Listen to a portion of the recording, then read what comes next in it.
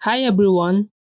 In this video you will learn how to utilize weapon attachments for better performance in COD Warzone Mobile.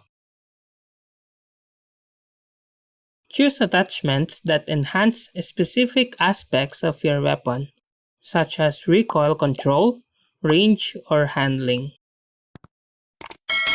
Study each attachment's effect to make informed decisions about which one suits your playstyle.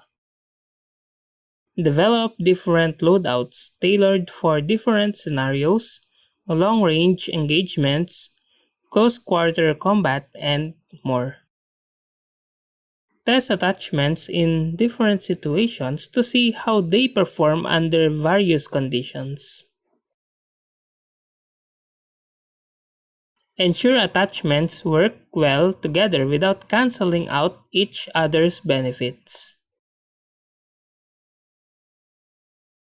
Adjust attachments based on your role within the team, whenever it's support, assault, sniper, and others.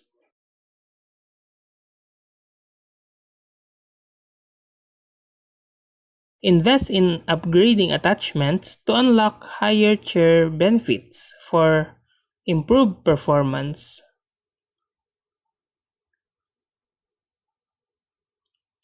Stick to attachments that you're comfortable with and that consistently deliver results. Opt for attachments that offer versatility, allowing you to handle different combat situations effectively.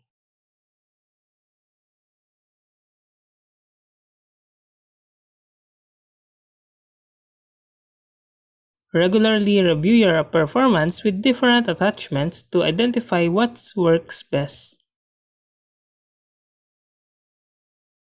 Keep up with game updates and patch notes to adapt your attachments choices to meta changes.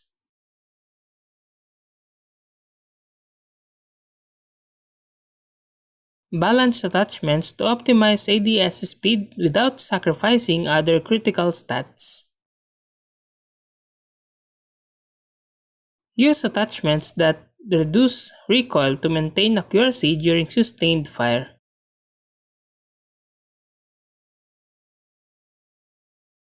And that's how to utilize weapon attachments for better performance in COD Warzone Mobile. If you like this video, please click the like and subscribe and ring the bell icon to notify you to our next video. Thank you for watching.